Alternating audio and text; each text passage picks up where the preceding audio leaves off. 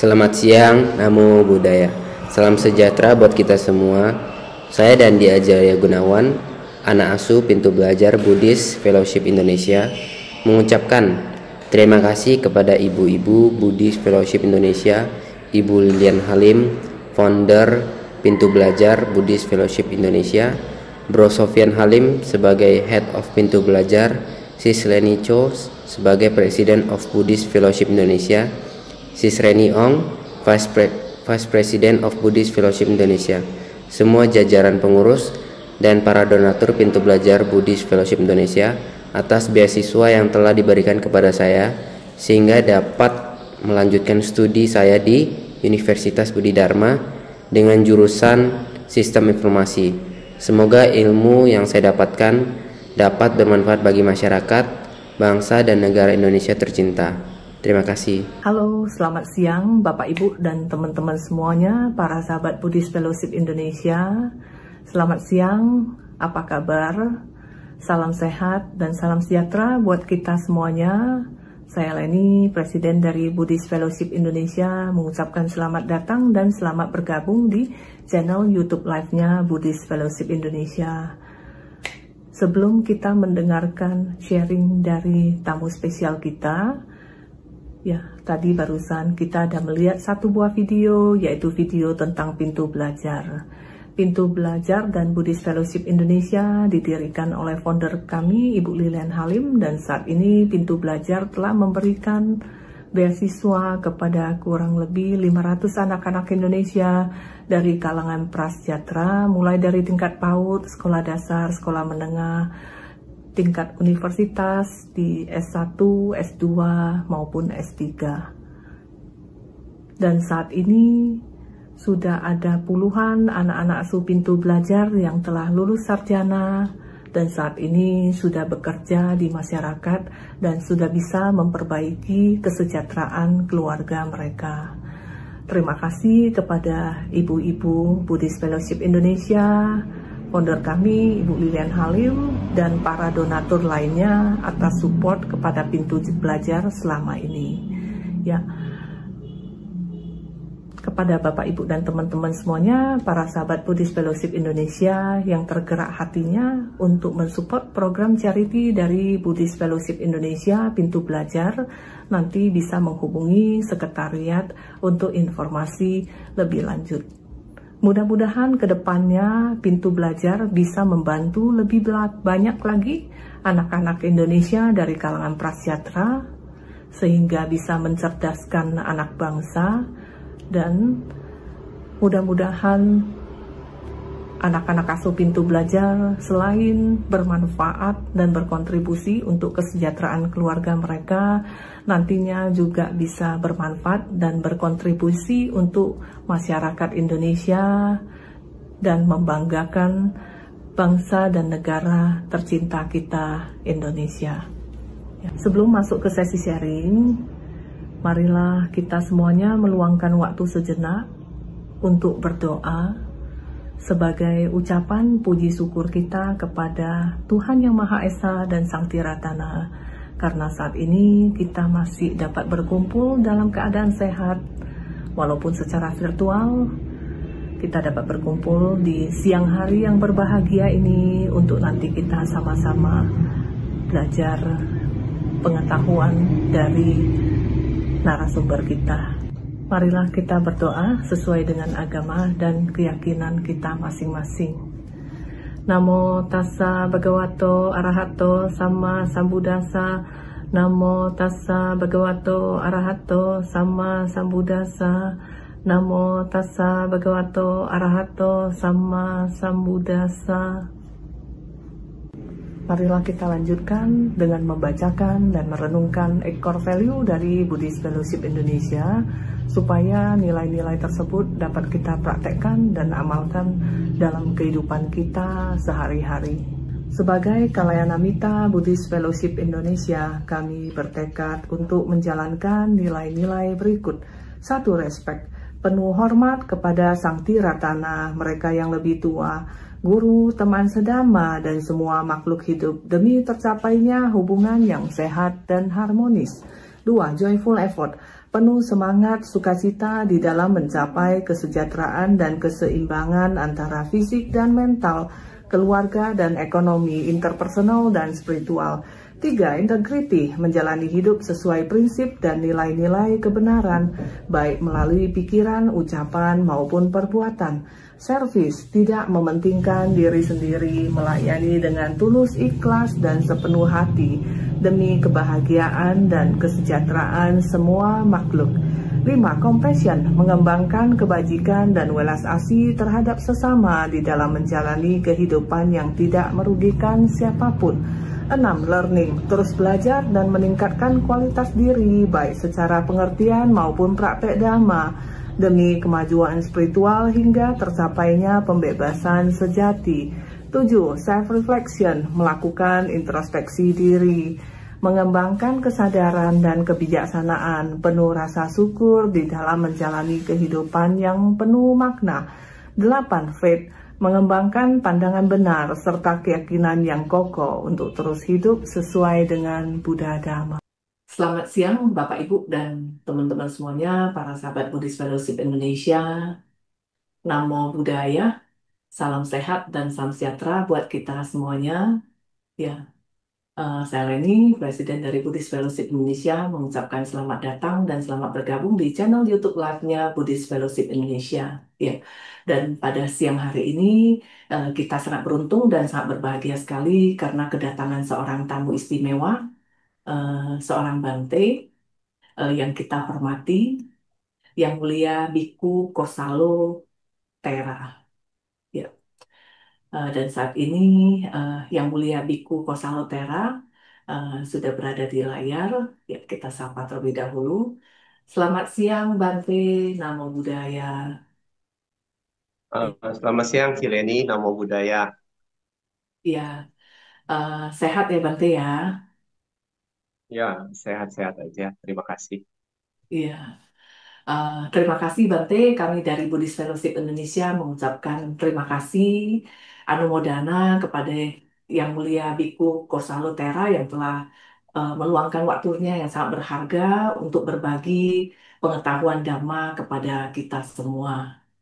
Ya, saat ini Bante lagi berada di mana, Bante? Saat ini saat lagi wasa ya, wasa di Nekama Forest Meditation Center, Tiga Raksa, Tangerang.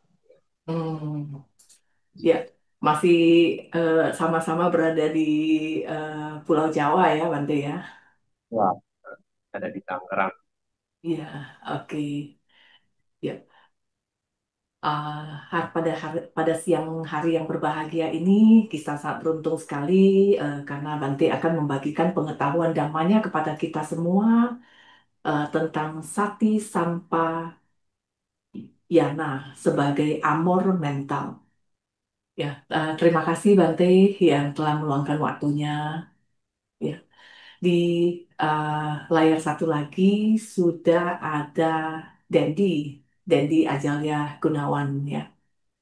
Ya, selamat siang, Dendi. Apa kabar? Namo Buddhaya. Selamat siang, Bu Leni. Nama budaya. Iya, ya saya kenalkan, Dendi adalah salah satu anak asuh pintu belajar yang saat ini sedang berkuliah program S1 Sistem Informasi di Universitas Budi Dharma. Ya, eh, salah satu anak asuh pintu belajar yang berada di Singkawang, Kalimantan Barat. Ya. Semoga nantinya ilmu yang dipelajari bisa bermanfaat untuk keluarga, masyarakat, lingkungan sekitar, bangsa dan negara tercinta kita Indonesia. Ya, semoga uh, bisa memberikan manfaat ya, Dendi ya. Baik, Bu Leni. Terima kasih. Ya, oke. Baiklah Bapak Ibu dan teman-teman semuanya, para sahabat Buddhist Fellowship Indonesia, ya untuk menghemat waktu, kita undang dan kita sambut Yang Mulia Biku Kosalutera untuk bisa memberikan wejangan dhamma yang sangat berharga kepada kita semua. Eh, dan sebelum Bante memberikan wejangan dhamma, ya, Uh, Dedi akan membacakan profil singkat dari Bante. Terima kasih kepada Bu Leni dan Buddhist Fellowship Indonesia atas kesempatan yang telah diberikan kepada saya, sehingga saya bisa menjadi moderator pada kesempatan kali ini. Perkenankan saya untuk membacakan profil pembicara kita hari ini, Yang Mulia Biku Kosalatera. Beliau ditahbiskan menjadi samanera dan diupasampada menjadi biku di tahun yang sama pada tahun 2010 di Wat Siri Kamalafas, Wat Mai Sena Nikom, Bangkok, Thailand.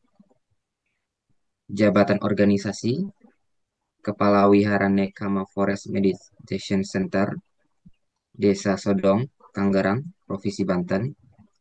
Beliau aktif membabarkan dhamma baik secara offline maupun online di berbagai wilayah Indonesia. Demikianlah profil singkat dari Yang Mulia Biku Kosalatera. Semuanya selamat siang, Namo Buddhaya. Mari kita sebelum mendengar Dhamma, memberi penghormatan kepada Sang Guru Buddha dengan sama-sama mengucapkan wandana. Namo tassa bhagavato arahato sama sambuddhassa. Namo tassa bhagavato arahato sama sambuddhassa. Namo tassa bhagavato arahato sama sambuddhassa. Terpujilah Sang Bhagawa yang Maha Suci yang telah mencapai pencerahan sempurna. Terpujilah Sang Bhagawa yang Maha Suci yang telah mencapai pencerahan sempurna. Terpujilah Sang Bhagawa yang Maha Suci yang telah mencapai pencerahan sempurna. Ibu Bapak semuanya selamat siang. Sukihotu Namo Buddhaya. Siang hari ini saya akan menyampaikan uraian Dhamma dengan tema Sati Sampajanya sebagai armor mental atau pelindung mental kita. Saya akan mulai. Ibu Bapak semua, Sati Sampajana sebagai armor mental. Dalam kehidupan kita sehari-hari, pikiran kita seringkali terbawa arus kekhawatiran, penyesalan masa lalu, atau kecemasan akan masa depan. Tanpa kendali yang baik, mental kita mudah terombang-ambing oleh berbagai kondisi eksternal. Ajaran Buddha menawarkan dua kualitas penting untuk melindungi batin, yaitu sati, perhatian penuh, dan sampajanya, kewaspadaan jelas. Keduanya berfungsi seperti armor mental yang melindungi kita dari kekacauan batin dan membantu kita hidup dengan lebih bijaksana. Apa itu sati dan sampajanya? Sati adalah kemampuan untuk hadir sepenuhnya dalam momen saat ini, tanpa terdistraksi oleh pikiran yang mengembara. Ia ibarat penjaga yang mengawasi pintu pikiran, memastikan bahwa kita tidak larut dalam lamunan atau reaksi emosional yang tidak perlu. Sampajanya adalah kebijaksanaan dalam memahami dengan jelas tujuan, kesesuaian, dan realitas dari setiap tindakan. Ini membantu kita bertindak dengan penuh kesadaran, bukan sekedar kebiasaan atau impuls. Kombinasi dari sati dan sampajanya membentuk armor mental, perisai yang melindungi batin dari kekacauan dan penderitaan. Bagaimana sati dan sampajana berfungsi sebagai armor mental? Yang pertama, mencegah kekacauan pikiran. Dengan sati, kita tidak mudah terbawa oleh pikiran negatif atau emosi yang tidak sehat. Sampajanya membantu kita mengenali apakah suatu pikiran bermanfaat atau merugikan, sehingga kita bisa memilih respon yang tepat. Yang kedua, melindungi dari reaksi impulsif. Tanpa kesadaran, kita sering bereaksi secara otomatis, marah saat tersinggung, cemas saat menghadapi ketidakpastian. Sati sampajanya membantu kita berhenti sejenak, merenung, dan merespon dengan bijak, alih-alih bereaksi secara membabi buta. Yang ketiga, menguatkan ketahanan mental, seperti armor yang melindungi tubuh dalam pertempuran. Sati Sampajana melindungi batin dari panah penderitaan, kritik, kegagalan, atau perubahan kondisi hidup. Dengan kesadaran, kita bisa menerima segala sesuatu dengan lebih tenang. Bagaimana cara melatih Sati Sampajana dalam kehidupan kita sehari-hari? Yang pertama-tama, kita mulai dengan pernapasan. Ya, kita bisa luangkan waktu beberapa menit setiap hari untuk duduk diam, mengamati napas. Ini melatih sati dan menenangkan pikiran. Kedua, kita bisa berhenti sejenak sebelum bertindak, sebelum berbicara atau mengambil keputusan. Tanyakan pada diri sendiri, apakah ini bermanfaat, apakah ini sesuai dengan kebijaksanaan, apakah ini berdasarkan kenyataan atau hanya persepsi kita sendiri. Yang ketiga, mengamati pikiran tanpa menghakimi. Ketika emosi kita muncul, jangan langsung bereaksi. Amati saja seperti awan yang berlalu. Sampajana membantu kita melihat bahwa semua kondisi bersifat sementara. Sebagai kesimpulan, ya, Sati dan Sampajana adalah armor mental yang melindungi kita dari penderitaan yang tidak perlu.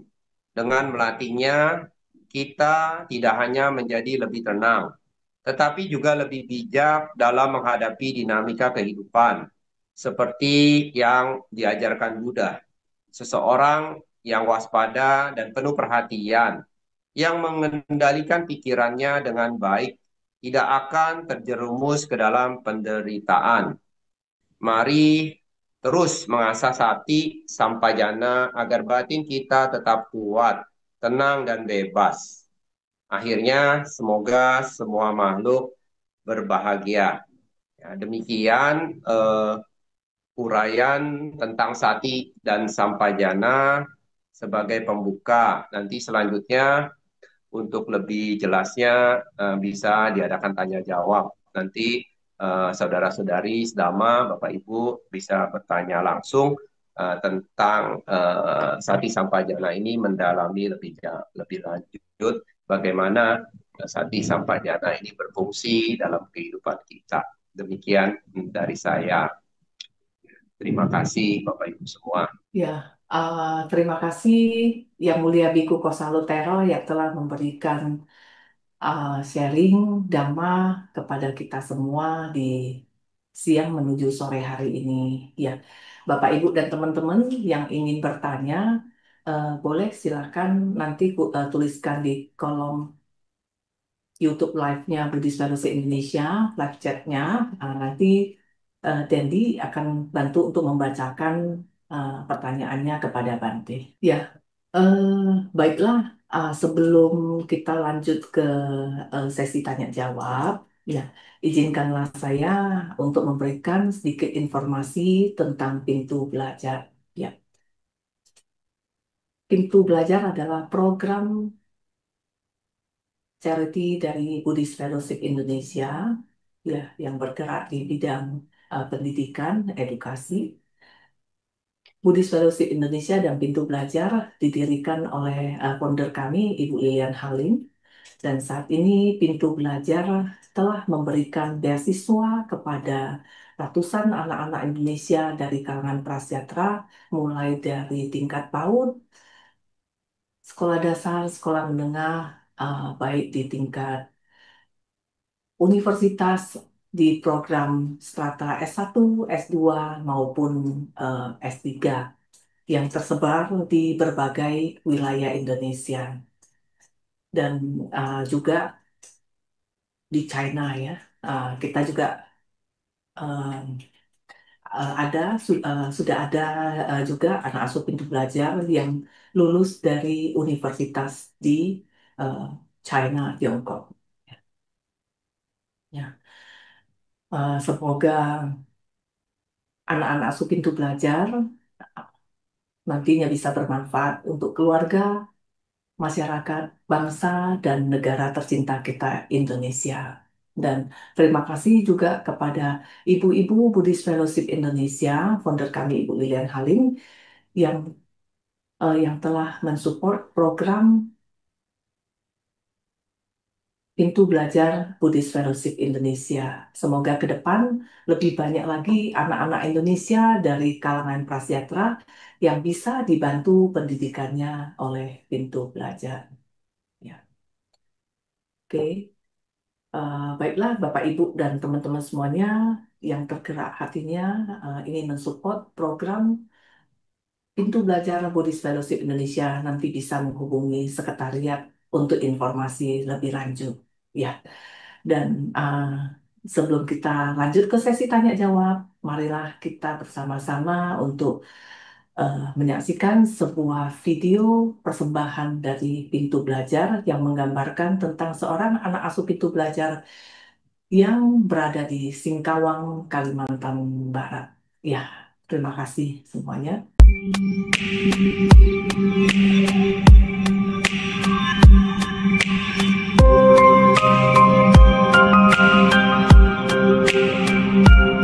Nama saya Verlia, saya mempunyai 9 saudara. Saya dari 9 saudara itu, saya yang terakhir, hanya cuma saya saja yang sekolah. Di rumah saya punya satu kakak perempuan yang kerja menjaga toko sepatu, dan juga ada papa sama mama. Mama kerja di sawah, papa pergi masak ke tempat orang lain. Mama ke sawah dari jam 6 sampai jam 9 lewat begitu. Di sana buat nanam padi. Itu yang kedua kalinya dari jam 2 lewat sampai jam 5. Mama pergi ke sana buat lihat airnya udah masuk ke sawah atau belum. Juga biasa mama di sana nanam padi juga, cabut rumput yang di sawah. Papa sih biasa sering memasak resepsi pernikahan dan juga biasa resepsi ulang tahun Pekong. Kalau 1 minggu itu biasanya ada yang nyuruh, itu dia baru ikut. Kalau lagi nggak masak, bantuin mama di sawah. Kalau umur mama udah 60 tahun, umur papa itu udah 55. Kakak biasanya kalau punya uang lebih dia ada bantu, kalau tidak. Saya biasa di rumah bantuin mama masak dan beres-beres rumah saja. Di hari Minggu saya juga ada mengikuti kegiatan Damayobana yang diselenggarakan dari Viara. Saya di Damayobana belajar mengetik, kerajinan tangan, storytelling, bernyanyi, dan parita. Saya punya cita-cita menjadi seorang koki. Mungkin saya bisa usaha sendiri. Kalau ada modal saya bikin masak di warung dulu. Kalau ada modal lebih baru ke restorannya. Fokus ke pekerjaan biar bisa bahagiain mama sama papa. Saya berterima kasih banyak kepada Pintu Belajar sudah membiayai dari sekolah saya bisa sampai di SD, mungkin bisa tamat SMK.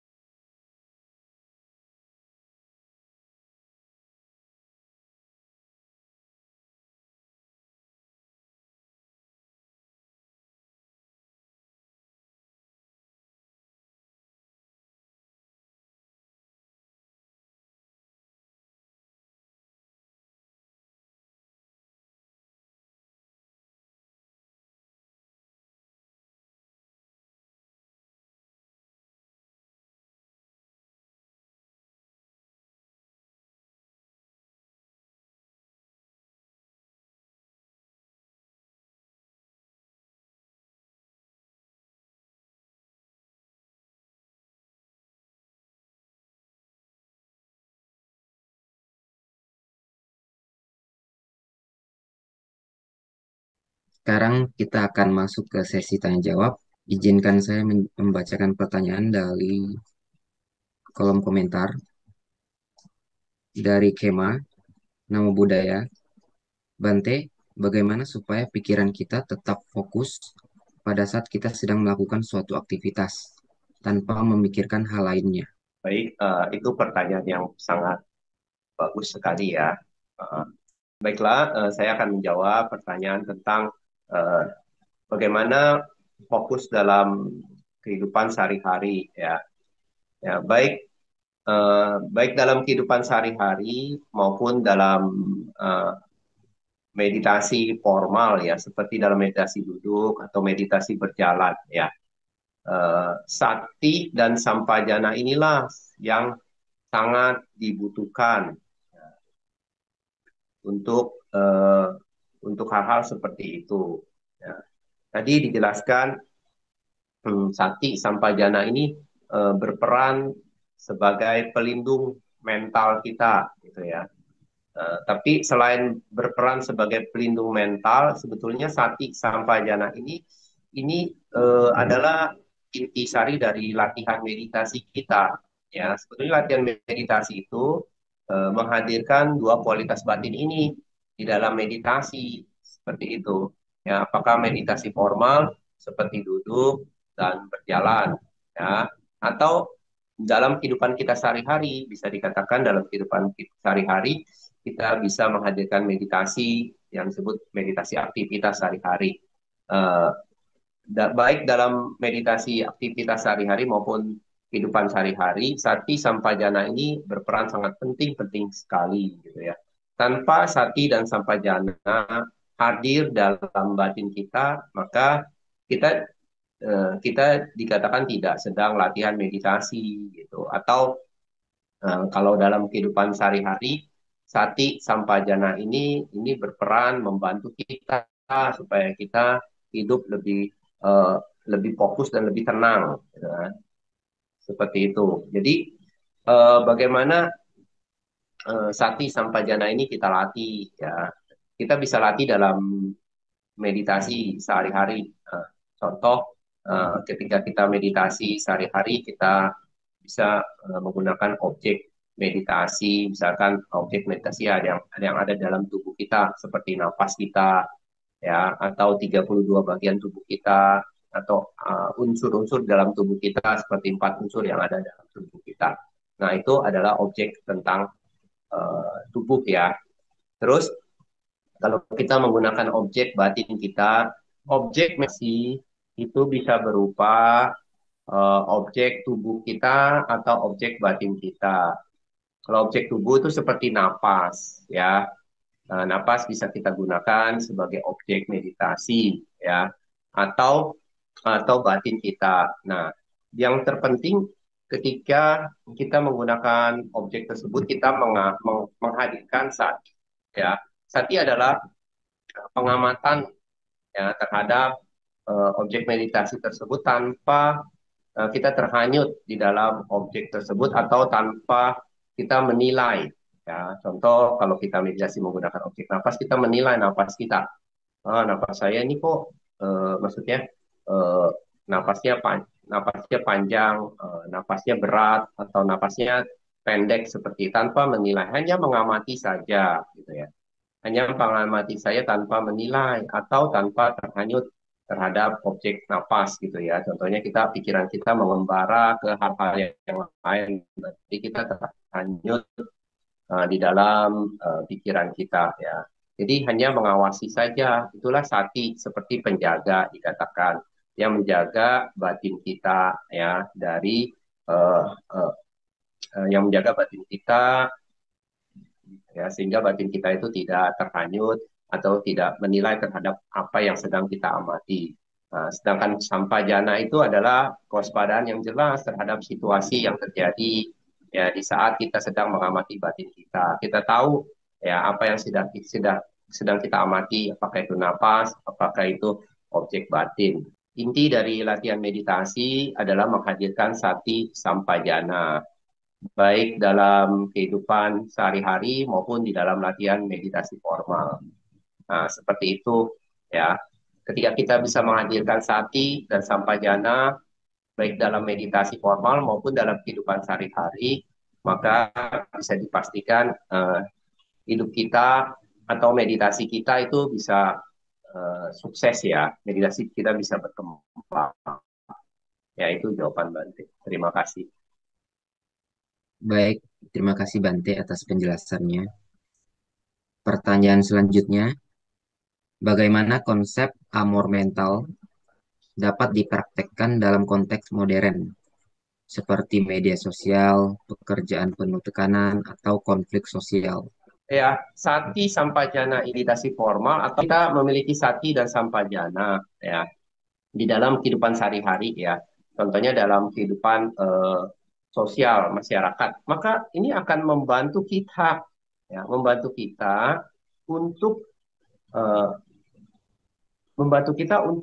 tidak ya begitu ya menjadi untuk tidak terganggu ya, batin kita itu menjadi lebih tenang, tidak terganggu ya dari hal-hal yang ya seperti tadi dikatakan ada konflik sosial, ada apa gitu ya, ada maksudnya ada tekanan sosial, baik tekanan pekerjaan maupun dalam kehidupan tekanan keluarga dan segala macam. Jadi eh, kita nggak mudah terganggu batin kita. Jadi batin kita menjadi, karena sati dan sapajana ini ya bisa berperan sebagai armor, pelindung batin kita. Dia melindungi batin kita dari gangguan ya sosial tersebut, ya apakah itu konflik sosial atau apapun namanya gitu. Kita nggak terganggu ya.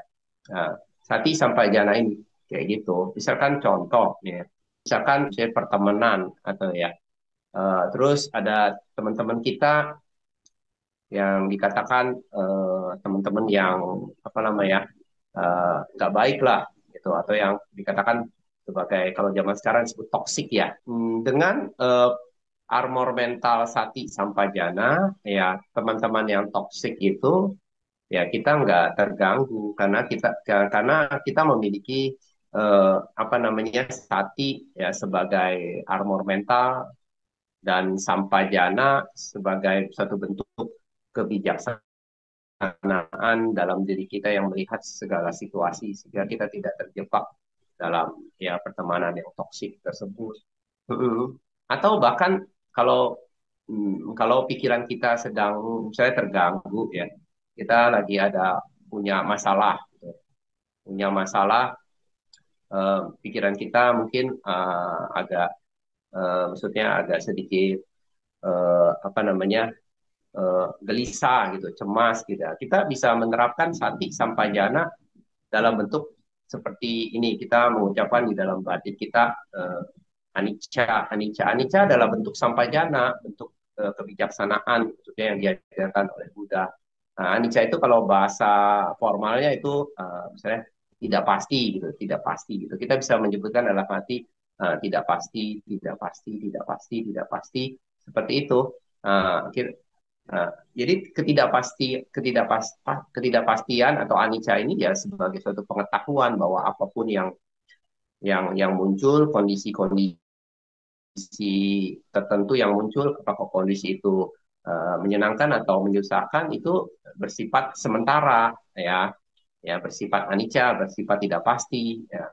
Pengetahuan bahwa segala sesuatu itu anicca, segala sesuatu sementara, segala sesuatu tidak pasti, itu membantu kita menghadapi keadaan pikiran kita yang sedang dalam masalah gitu ya, seperti itu. Jadi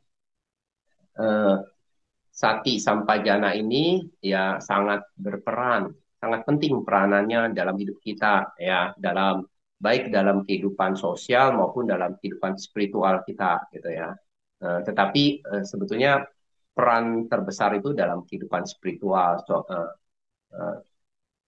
Yang paling penting itu dalam kehidupan meditasi kita, karena pada intinya meditasi adalah menerapkan sati sampajana atau menghadirkan sati sampajana, perhatian penuh dan kewaspadaan jelas ini di dalam batin kita ya, sehingga batin kita akan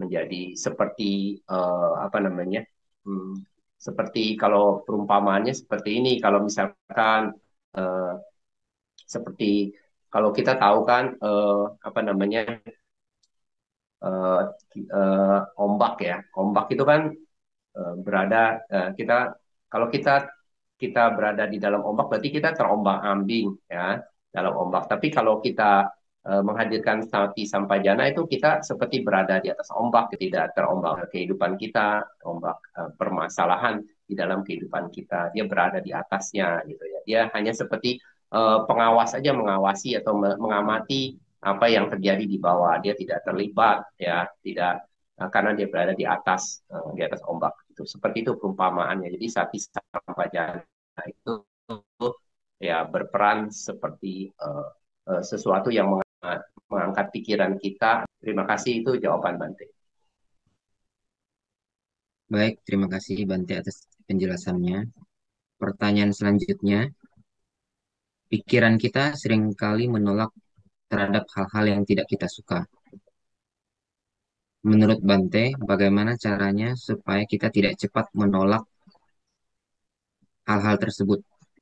Baiklah, Bante jawabnya. Sebetulnya pikiran kita itu merespon segala sesuatu ya berdasarkan kalau berdasarkan kebiasaan kita atau kecenderungan kecenderungan bawaan kita gitu. Kalau ya kalau kita sebagai makhluk putujana gitu ya, makhluk biasa gitu ya.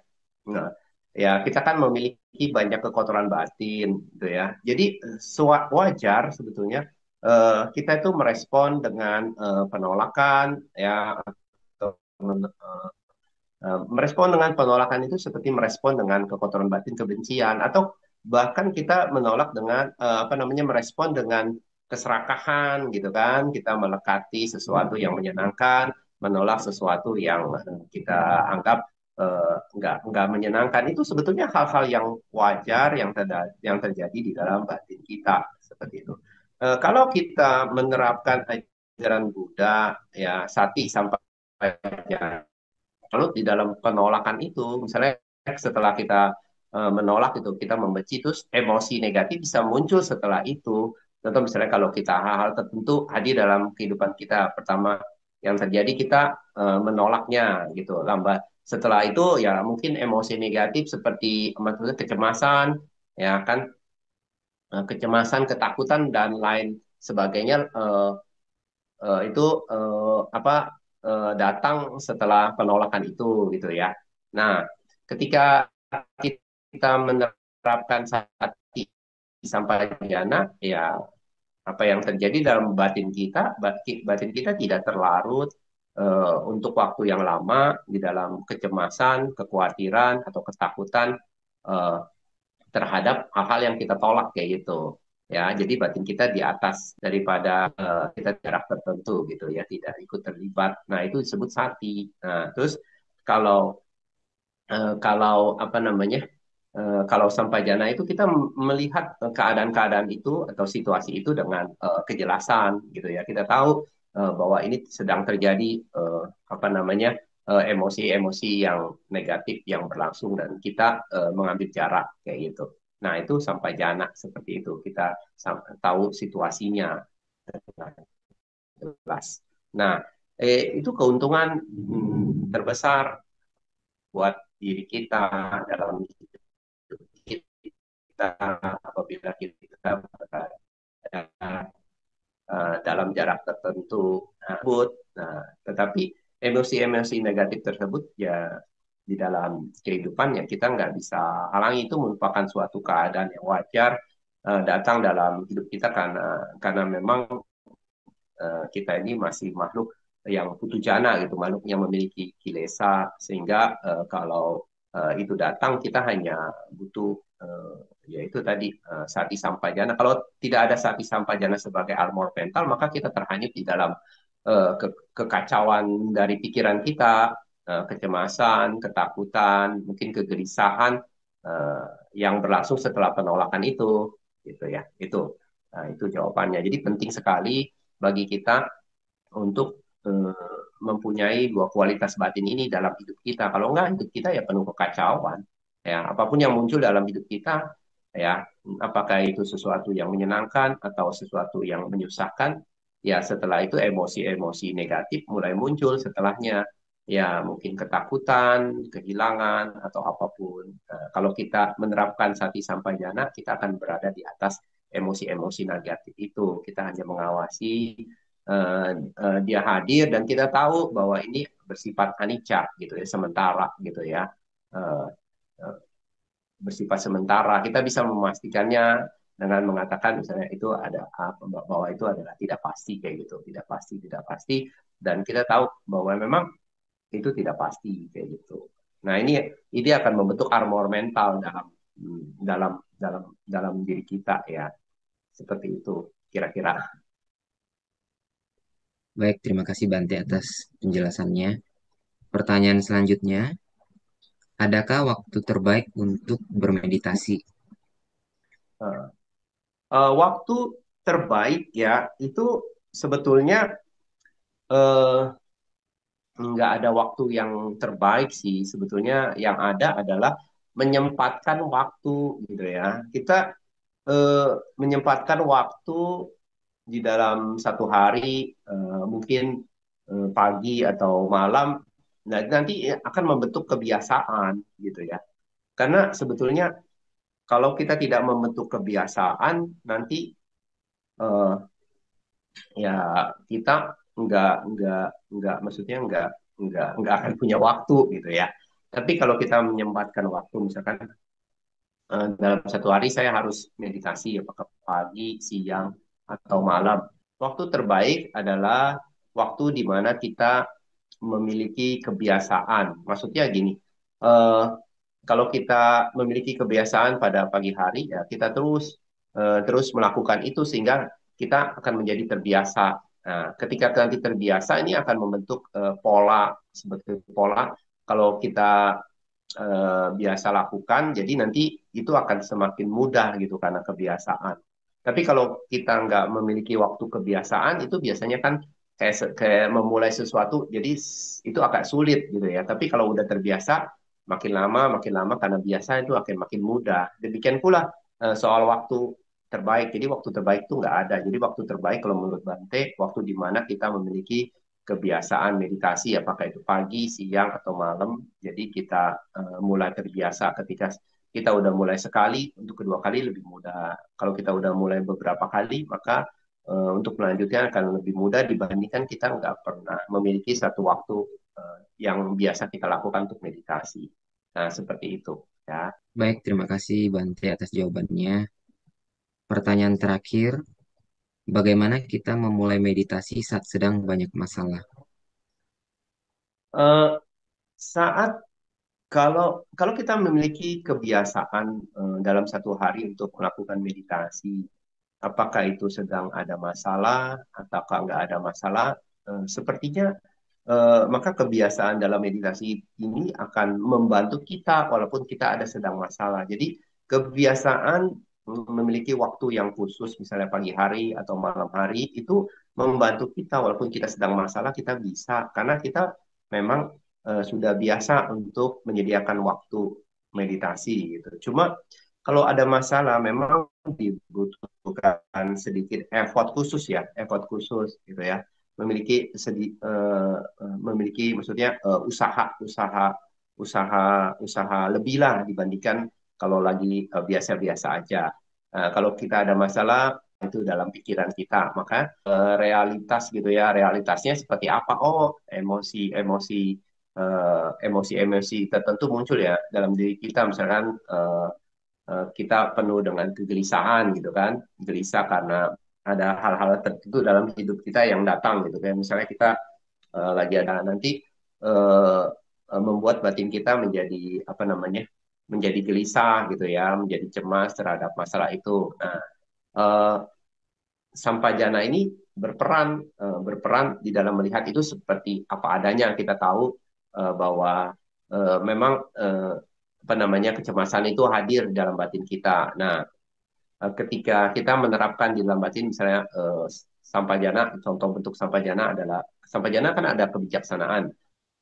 Nah, kebijaksanaan sehubungan dengan ajaran Buddha, ya contohnya anicca tadi ya. Kita bisa menggunakan anicca itu apa, kita bisa menyebut dalam batin kita tidak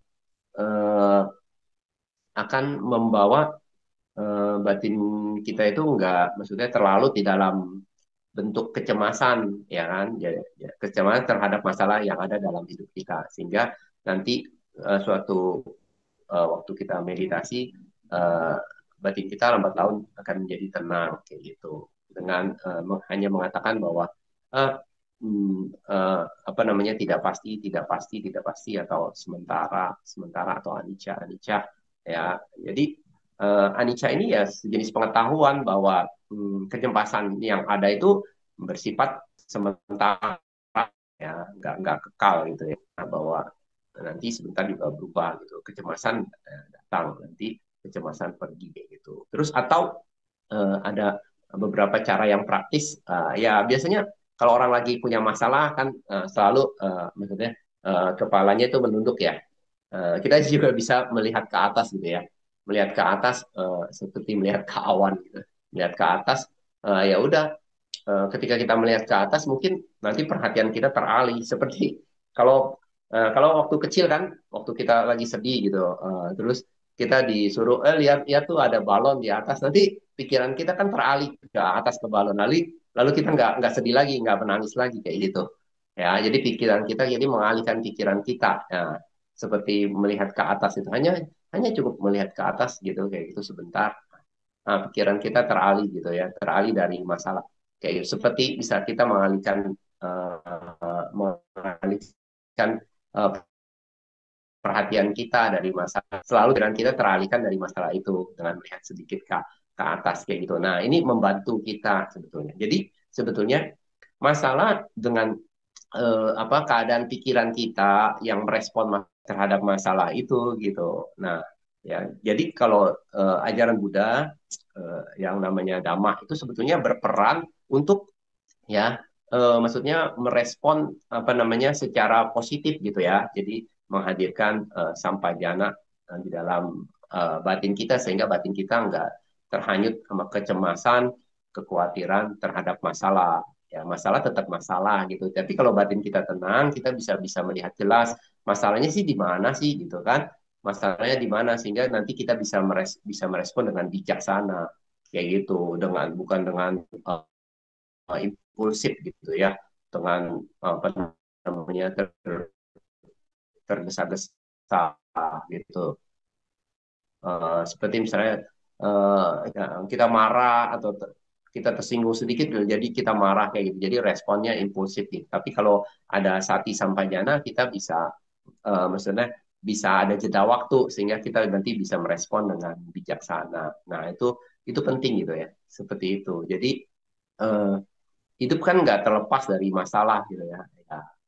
Hidup kita ya nggak terlepas dari keadaan yang datang silih berganti gitu. Apakah keadaan itu yang menyenangkan atau nggak menyenangkan, ya itu kehidupan memang seperti itu. Tapi kualitas batin sebagai respon ya, daripada hal-hal yang datang, ya maksudnya hal-hal yang menyenangkan tidak menyenangkan yang datang dalam hidup kita, itu lain soal gitu kan, kayak gitu. Dan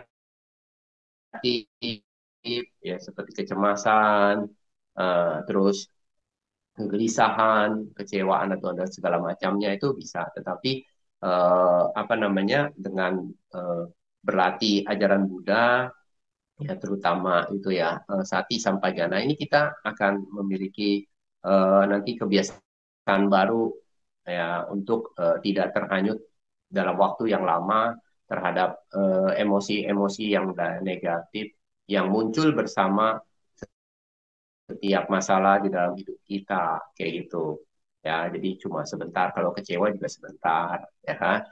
Kalau karena kita tahu ya, karena itu bersifat sementara gitu, karena kita memiliki sati sehingga kita berada di atas emosi negatif itu. Nah, saya pikir itu ya, jadi sati sampajana sebagai armor mental ini benar-benar peranannya penting dalam hidup kita. Tanpa kita memiliki sati sampajana itu seperti batin apa namanya, batin kita nggak ada pelindungnya, batin kita tuh kayaknya nggak tanpa pelindung gitu. Kalau diserang, misalnya diserang seperti tadi datangnya masalah, nanti kita reaksinya negatif ya, muncul muncul emosi-emosi negatif seperti kegelisahan, kecemasan yang berlebih atau ketakutan, sehingga ya sehingga kita akan terlalu eh, terhanyut di dalam emosi-emosi negatif itu dalam waktu yang lama gitu ya. Ini nggak bagus. Seperti itu. Dengan hadirnya Sati Sampajana sebagai armor mental, maka akan membebaskan pikiran kita dari kekacauan itu ya, kekacauan pikiran karena kecemasan yang berlebih seperti itu. Jadi ini sangat-sangat kehidupan spiritual dalam pelaksanaan meditasi. Ya, seperti itu. Terima kasih. Baik Bante, terima kasih atas penjelasannya. Demikian tadi semua pertanyaan disampaikan oleh audiens di YouTube sudah terjawab semua. Terima kasih atas penjelasan dan wawasan yang baru untuk kami semua Bante. Selanjutnya saya serahkan ke Ibu Leni. Terima kasih.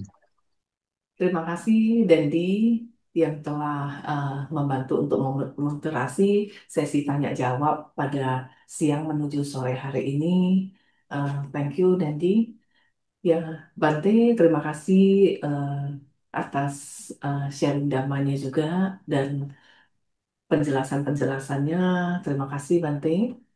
Bante, izin bertanya ya. Em, ya, kalau untuk memunculkan pikiran-pikiran yang baik, Bante, em, biasanya kebiasaan-kebiasaan baik apa yang perlu kita tanamkan dalam kehidupan kita sehari-hari?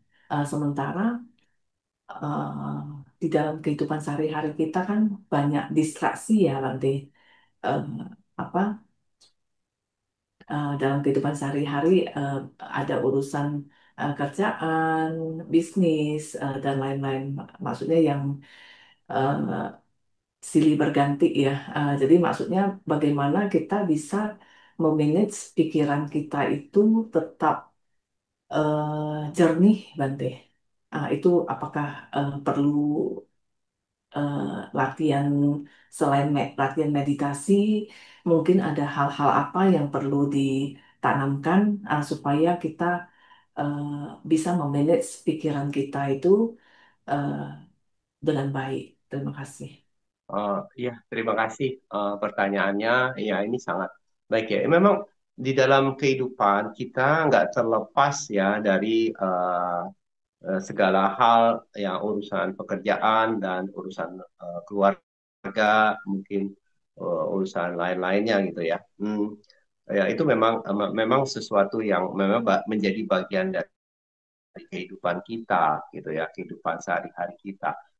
Itu. Tetapi kalau kita eh, tahu bahwa menyadari bahwa kita ini kan sebagai seorang siswa Buddha gitu ya, siswa Buddha sebagai pengikut Buddha, Sang Buddha telah mengajarkan Dhamma. Ya, Dhamma ini sebetulnya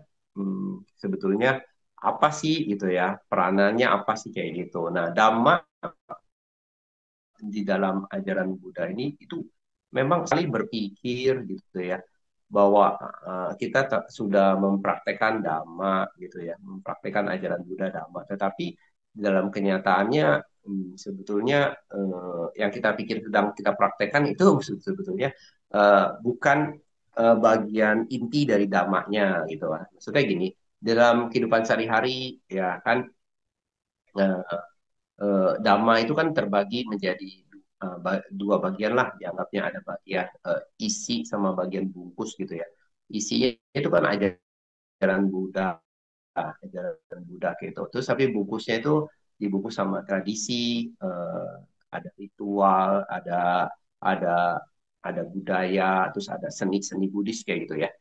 Biasanya kita pikir kita sedang maksudnya mempraktekkan Dhamma, tapi ternyata kita sedang mempraktekkan tradisinya gitu kan. Contoh misalkan kalau misalnya Bante tanya gitu, misalnya Bante tanya, oh kita sudah praktekkan kebajikan belum? Praktekkan Dhamma belum? Oh sudah Bante kapan? Oh saya sudah lagi kebaktian, kebaktian ikut acara kebaktian. ikut baca parita. Tapi kalau waktu-waktu ikut baca parita, kalau ditanya apakah sedang mempraktekkan dhamma, sebetulnya yang kita praktekkan bukan dhamma, itu ritualnya gitu ya, ritual dari dhamma gitu, ritual dari Buddhisme kayak gitu ya. Ya, kebajikan yang kita lakukan ya biasanya apa namanya yang kita sebut sebagai, maksudnya kebajikan sebagai mempraktekkan ajaran Buddha, seringkali kita salah mengerti kita melakukan kebajikan sebagai praktek dari Dharma. Ternyata yang kita sedang lakukan hanya bagian luar dari Dhamma gitu, karena Dhamma ini memiliki dua, maksudnya dua hal gitu ya. Yang pertama itu Dhamma sebagai isinya itu yang merupakan ajaran Buddha, kata-kata dari Buddha, petunjuk-petunjuk dari Buddha. Terus yang kedua yang Dhamma sebagai tradisi ya, tradisi itu kemudian kalau misalnya dalam satu upacara, dalam suatu bacanya, kita sedang apa namanya, apakah kita sedang mempraktekkan dhamma apa yang kita sedang praktekkan misalnya dalam puja bakti gitu ya. Tapi kita ikut puja bakti, kita bilang oh saya ikut puja bakti gitu ya, ikut kebaktiannya, ikut baca parita gitu ya. Nah, baca parita, apakah waktu kita baca parita kita sedang mempraktekkan dhamma? Kalau menurut Bante itu belum. Kenapa? Karena apa namanya, ketika kita melakukan maksudnya pembacaan parita dalam puja bakti itu kita melakukan ritual dari ajaran Buddha gitu, ritual dari Buddhismenya gitu. Terus kalau di dalam puja bakti ada ikut nyanyi, berarti kita apa sedang melakukan apa namanya seni gitu ya, seni suara ya, bernyanyi gitu. Terus kalau apa namanya kita melakukan misalkan mempersembahkan misalkan uh, apa lilin, bunga kayak gitu, itu merupakan tradisi gitu ya.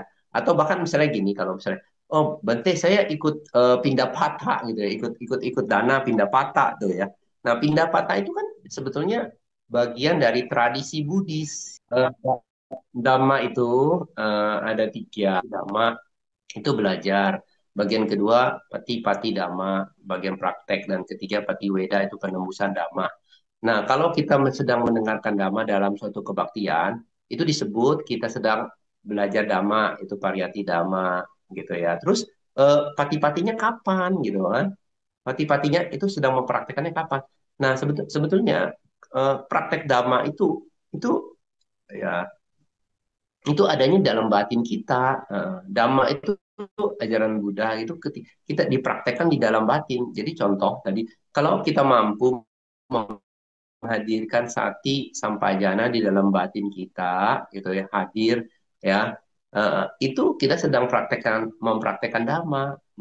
Kayak seperti itu. Bukan saat kita misalkan membaca parita. Membaca parita itu sedang kita melakukan ritual dhamma, gitu ya. Tapi kalau kita waktu membaca parita, kita menghadirkan sati sampajana waktu baca parita, ya selain ritual, kita juga mempraktekkan dhamma waktu kita membaca parita, kayak gitu. Jadi sebetulnya praktek dhamma itu menghadirkan kualitas-kualitas dhamma yang ditunjukkan oleh Sang Buddha. Ke dalam fungsi dari dhamma adalah menghancurkan ya kekotoran batin. Kekotoran batin yang pertama kali dihancurkan itu pandangan salah gitu ya.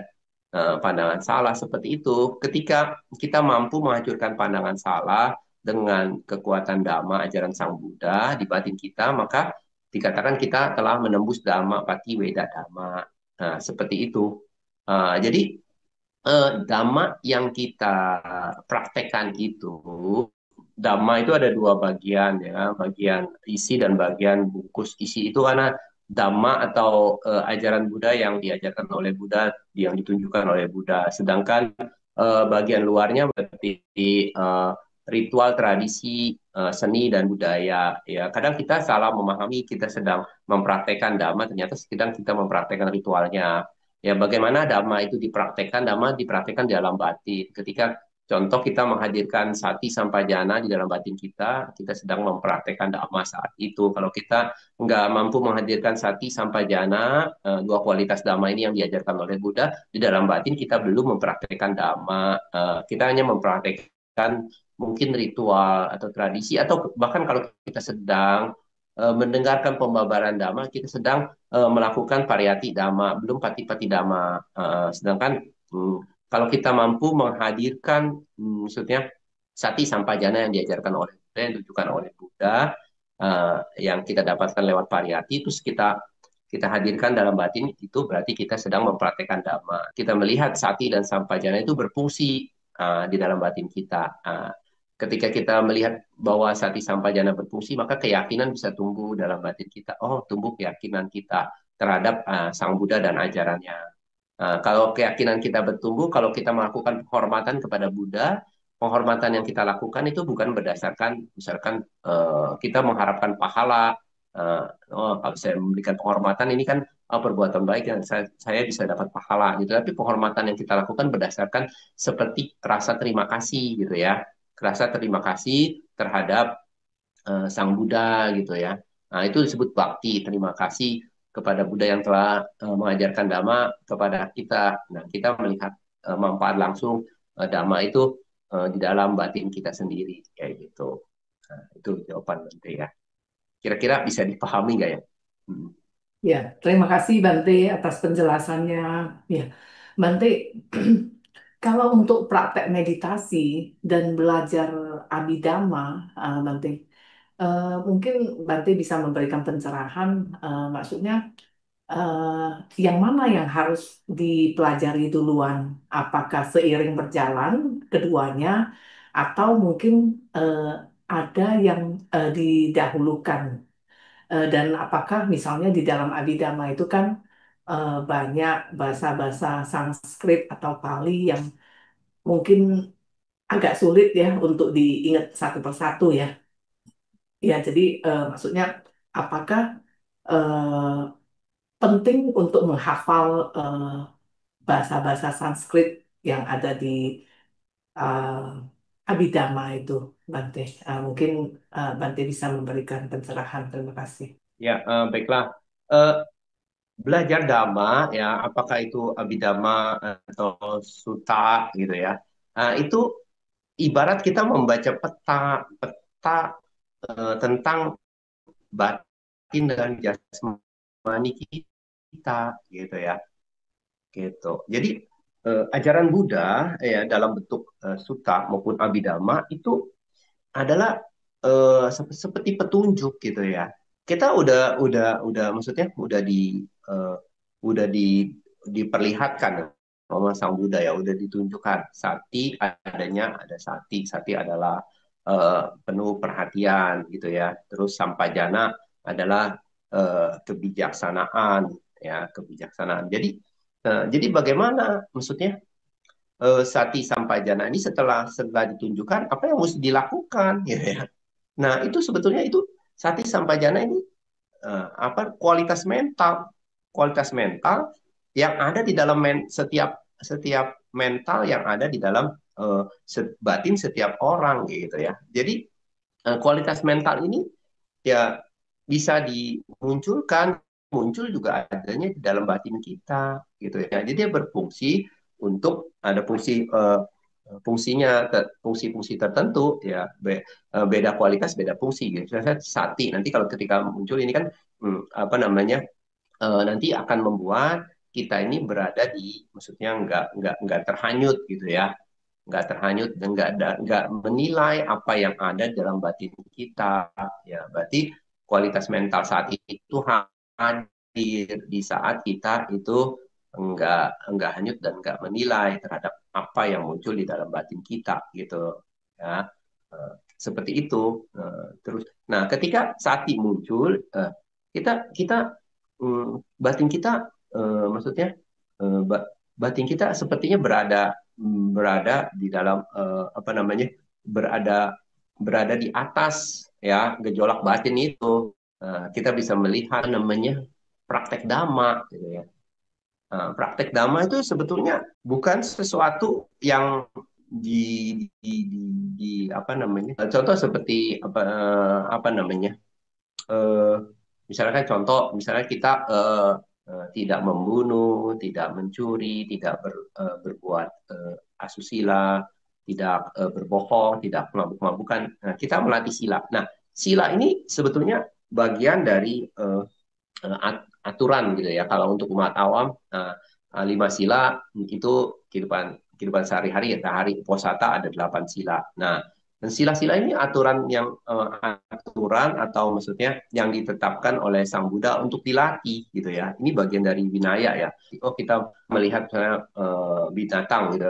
Terus kita menghindari secara fisik terlihat gitu. Nah, ketika kita menghindari secara fisik, itu sedang kita menjalankan winaya, jadi menjalankan aturan yang ditetapkan oleh Buddha. Sedangkan kalau Dhamma itu adalah sesuatu yang bersifat batin gitu ya. Jadi dia munculnya juga di batin kayak gitu. Nah, hmm, eh, Dhamma, contoh dari Dhamma kalau kita terapkan dalam batin kita yaitu seperti ini sati nih, sati ya. Sati adalah perhatian penuh. Ketika kita memiliki sati, maka batin kita itu tidak terhanyut, ya kan? Eh, Tidak menilai. Jadi batin kita itu hanya berfungsi seperti pengawas aja terhadap objek-objek batin yang muncul di batin kita. Nah, seperti itu, ya. Jadi bekerjanya di dalam batin itu dhamma gitu ya. Eh, nah itu jadi kita ketika kita mempelajari ajaran Buddha, baik ada di dalam sutta maupun di dalam Abhidhamma gitu kan. Eh, Sebetulnya dhamma itu maksudnya secara umum terbagi dua ya kan, antara dhamma dan vinaya. Nah, sedangkan dhamma itu berisi misalkan sutta dan abhidhamma, sedangkan vinaya itu sendiri. Sedangkan dhamma ya yang ada dalam sutta maupun abhidhamma itu seperti petunjuk jalan gitu ya. Petunjuk jalan maksudnya untuk batin kita, apa yang mesti dimunculkan yang ada di dalam batin kita gitu, sehingga kita tidak apa namanya, eh, batin kita terlindung dari kekotoran batin, karena fungsi dari dhamma ini nanti akan maksudnya menekan dan pada akhirnya akan melenyapkan kekotoran batin itu. Nah, kekotoran batin yang pertama-tama yang harus dihilangkan adalah pandangan salah gitu. Nah, ketika pandangan salah ini secara total dihilangkan, maka kita dikatakan telah menembus dhamma, patiweda dhamma terjadi. Seperti itu, kurang lebih seperti itu. Jadi kita harus memahami ajaran Buddha dari sudut pandang dua hal gitu. Pertama, dhamma dan winaya. Kalau winaya itu berisi cuman kita melaksanakan aturan secara fisik gitu ya. Nah, sedangkan dhamma kita menghadirkan kualitas kualitas tertentu seperti sati, sampajana dalam batin kita. Nah, itu disebut eh, mempraktekkan dhamma gitu. Antara mempraktekkan dhamma dan mempraktekkan winaya itu dua hal yang berbeda. Kalau mempraktekkan winaya hanya mempraktekkan secara fisik gitu ya, fisik ya, kita tidak membunuh, tidak tidak mencuri, kan praktek-praktek fisik. Nah, kalau mempraktekkan dhamma itu menghadirkan kualitas-kualitas dhamma tertentu yang diajarkan oleh Sang Buddha dalam batin kita. Nah, ketika kualitas batin itu hadir, kita sedang mempraktekkan dhamma. Ya, sedangkan kalau di dalam kebaktian atau di dalam maksudnya di dalam hal-hal tertentu dalam kebaktian kita sering salah mengerti. Oh, kita sedang mempraktekkan dana nih. Oh, kita sedang membaca parita. Membaca parita sedang melakukan ritual Buddhisme, belum mempraktekkan dhamma. Tetapi kalau kita menambahkan di dalam batin kita sewaktu kita membaca parita, menambahkan perhatian penuh sati, menambahkan apa namanya sampajana di dalam batin kita. Nah, kita itu sedang mempraktekkan dhamma sekaligus melakukan ritual pembacaan parita. Nah, seperti itu kurang lebih. Berarti ambil contoh sedikit lagi soal berdana. Kadang-kadang apa bedanya mempraktekkan berdana sebagai praktek dhamma dengan berdana seperti memberi upah gitu ya kepada pekerja atau memberi tip kepada karyawan di restoran gitu ya, apa setelah kita makan kita kasih tip, itu bedanya apa gitu. Nah, itu beda, dua hal yang berbeda. Jadi kalau kita nggak menghadirkan kualitas-kualitas dhamma tertentu di dalam pelaksanaan memberi itu, berarti kita hanya memberi tip atau memberi upah atau hanya memberikan sesuatu gitu ya, memberikan hadiah, bukan praktek berdana gitu. Kalau praktek berdana itu kita harus menghadirkan kualitas-kualitas dhamma dalam sewaktu kita memberi gitu ya, apakah memberi barang atau memberi yang lain gitu. Nah, itu dua hal yang berbeda. Kayak gitu ya. Eh, Baik dalam meditasi juga. Dalam meditasi juga sama. Kalau hanya kita duduk diam gitu ya, nggak bergerak, tapi pikiran kita mengembara ke sana kemari, itu kita bukan sedang bermeditasi gitu ya, bukan sedang melakukan bawana, ya kita sedang duduk, duduk diam gitu. Bukan sedang meditasi. Jadi meditasi itu menghadirkan kualitas-kualitas dhamma di dalam batin kita sewaktu kita duduk gitu. Apakah duduk hanya posisi? Nah, makanya bisa duduk, bisa berjalan kayak gitu ya. Atau bahkan kita bisa sedang melakukan aktivitas lainnya, aktivitas dalam kehidupan sehari-hari. Ketika kita menambahkan kualitas-kualitas dhamma di dalam aktivitas itu, ya menambahkan kualitas dhamma. Contohnya waktu kita menyapu halaman, kita menambahkan sati sampajana di dalam batin kita sewaktu menyapu, kita sedang menyapu dan kita sedang melaksanakan meditasi juga. Seperti itu. Ya, itu jawabannya. Jadi ini penting untuk dimengerti ya, dipahami bahwa praktek dhamma itu berbeda dengan apa yang terlihat gitu. Apa yang terlihat itu ya aktivitas jasmani itu terlihat kan, tapi praktek dhamma itu nggak terlihat karena praktek dhamma itu menghadirkan kualitas dhamma di dalam batin gitu, kualitas-kualitas dhamma tertentu di dalam batin kita. Nah, ini nggak terlihat ya, ya. Tapi yang tahu siapa? Yang tahu ya batin kita itu sendiri. Setelah kita mendengar lewat guru-guru atau lewat buku-buku dhamma gitu ya, atau lewat ya mungkin siaran YouTube seperti ini, nanti mendengar bahwa ada kualitas batin seperti sati sampajana yang diajarkan sang Buddha. Nah, kita bisa menghadirkan kualitas sati sampajana itu dalam batin kita. Nah, itu kita sedang mempraktekkan dhamma kalau kita bisa menghadirkan kualitas sati sampajana dalam batin kita. Kalau kita sedang mendengar bahwa ada kualitas yang disebut sati sampajana yang sedang kita lihat gitu ya, atau kita dengarkan lewat guru-guru, kita sedang pariyati dhamma gitu ya. Belum praktek. Prakteknya ketika menghadirkan kualitas itu dalam batin kita. Saat sedang apapun gitu ya, baik saat sedang duduk-duduk santai atau saat sedang kita melakukan pekerjaan rumah atau sedang bekerja di kantor, itu bisa aja kayak gitu, atau bahkan sedang dalam meditasi formal seperti duduk diam tadi. Nah, itu bedanya antara praktek dhamma hanya dengan duduk biasa atau berdana memberi dengan memberi sebagai berdana dan memberi sebagai hanya memberikan hadiah ya kan, atau memberikan tips ya, atau memberikan upah. Nah, kurang lebih seperti itu ya. Ya, terima kasih Bante atas penjelasannya, Anumodana Bante. Bante, di saat ini ya, maksudnya kita di sosial media maupun di uh, masyarakat ya, kita sering mendengar istilah mental health ya, kesehatan mental Bante.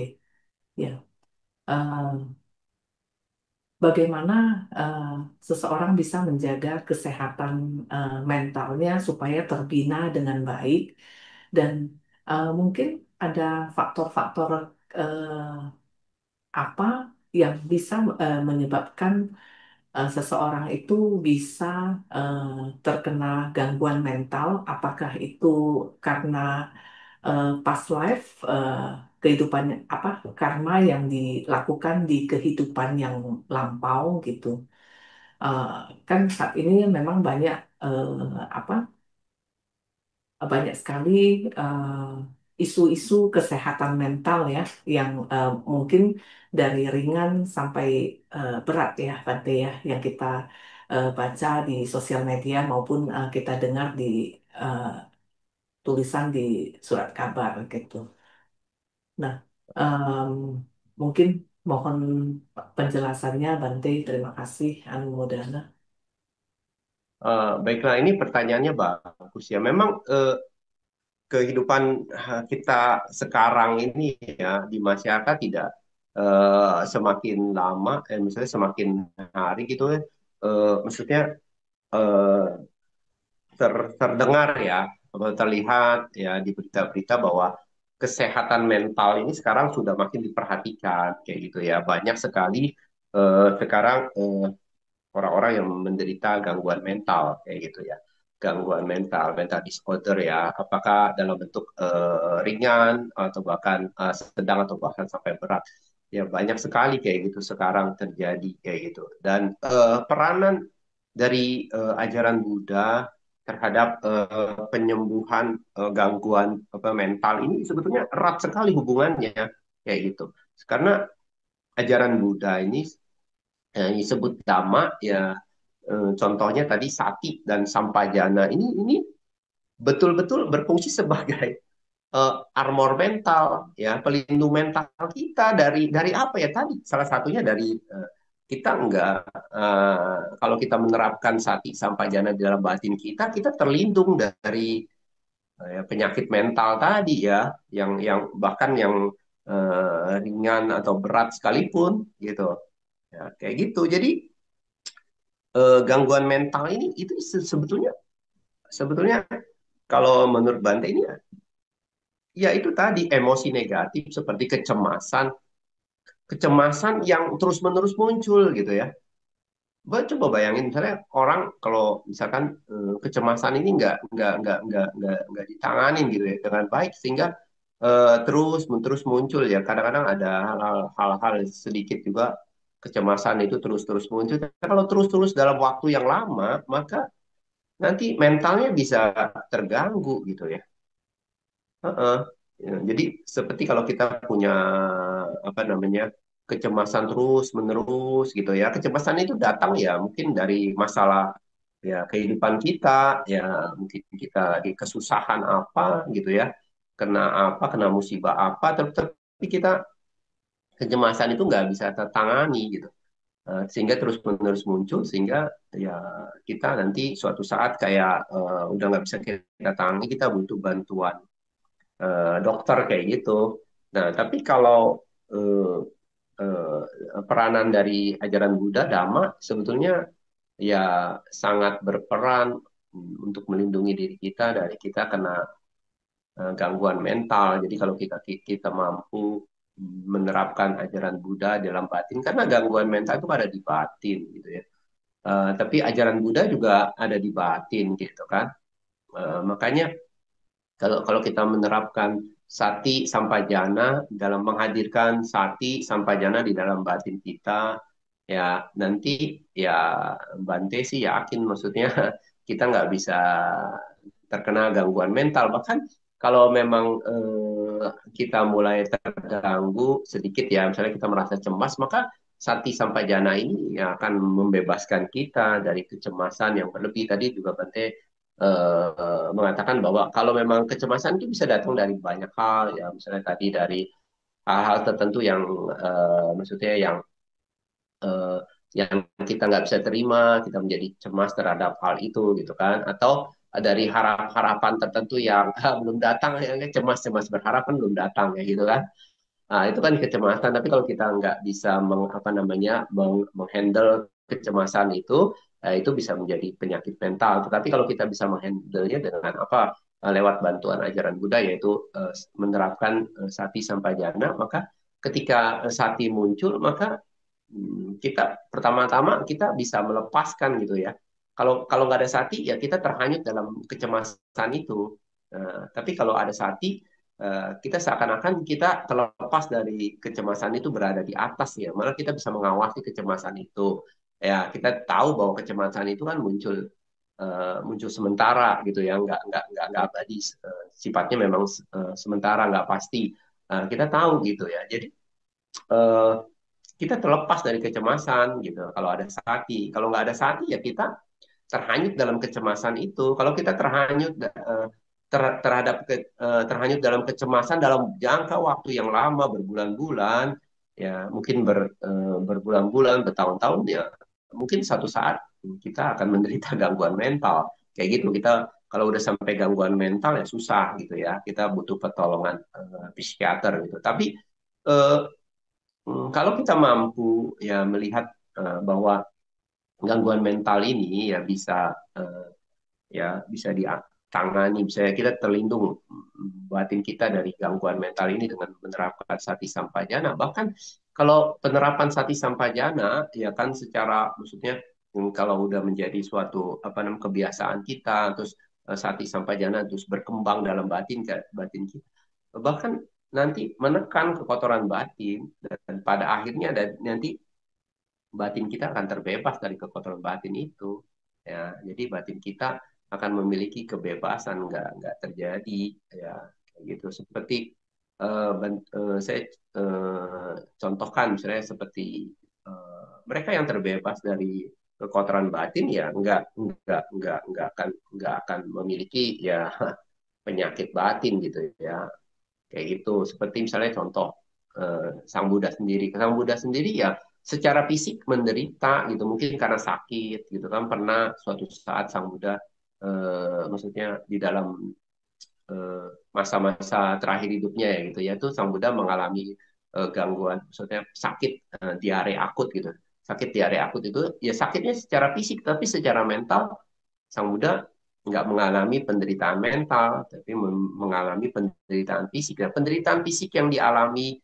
oleh Sang Buddha itu ya bahkan oleh kita pun eh, itu karena maksudnya buah karma yang memang matang gitu ya.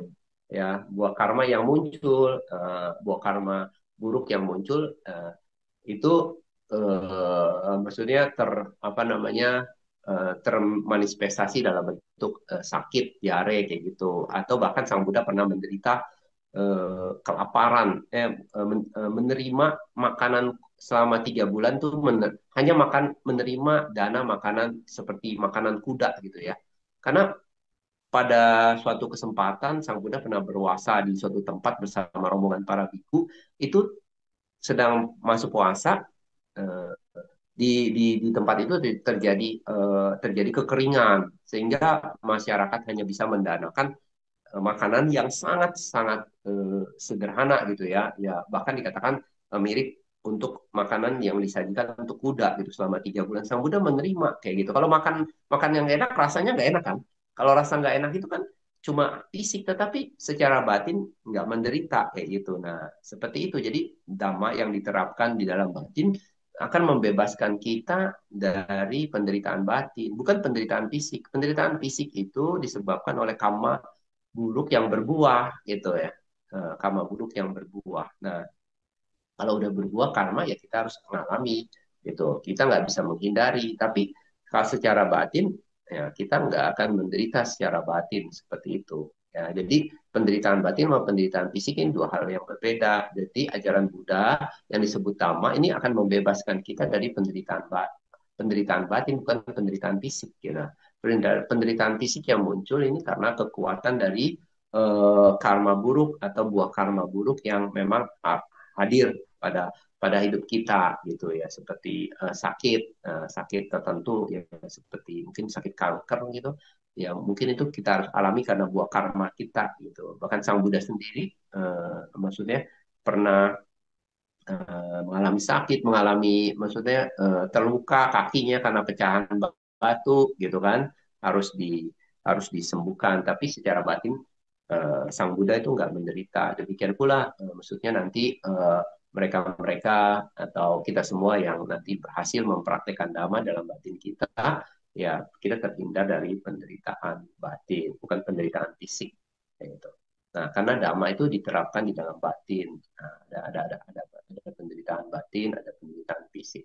Nah, dua hal yang berbeda. Kita harus tahu itu kayak gitu.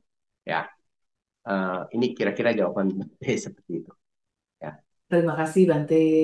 Ya, berarti apa namanya? Makanya saat ini banyak permunculan profesi baru seperti psikolog, psikiater, ahli hipnosis gitu ya Bante ya.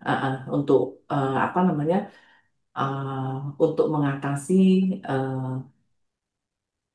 gangguan, maksudnya apa namanya, masalah kesehatan mental tadi gitu.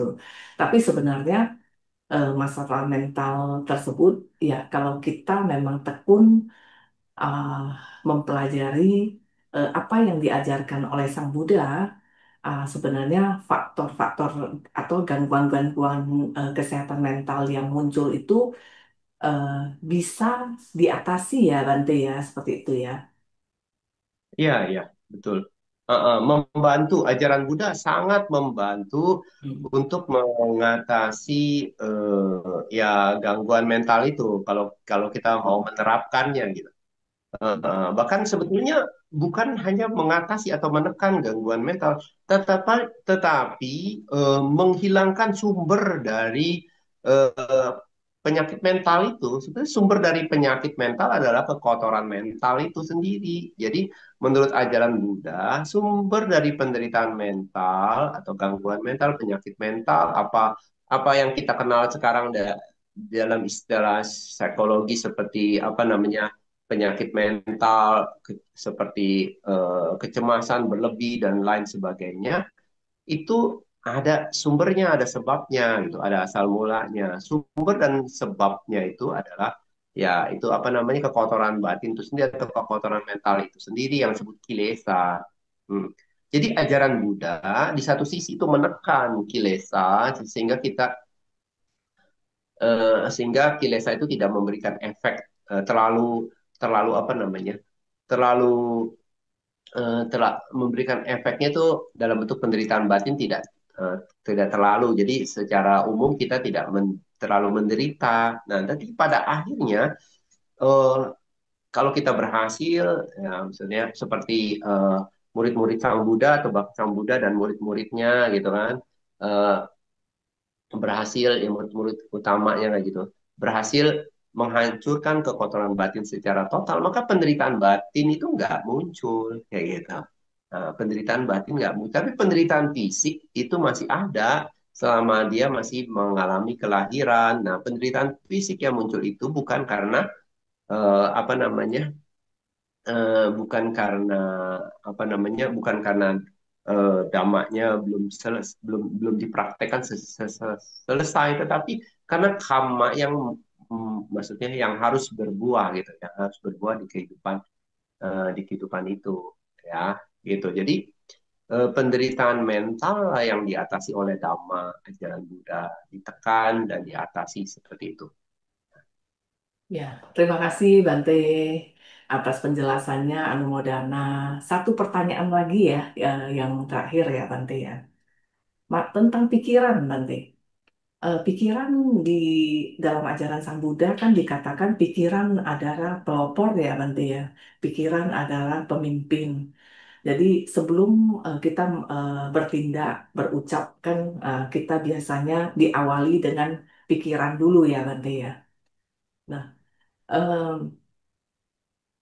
soal perbuatan baik dan perbuatan yang kurang baik ya, kusala dan akusala karma, Bante.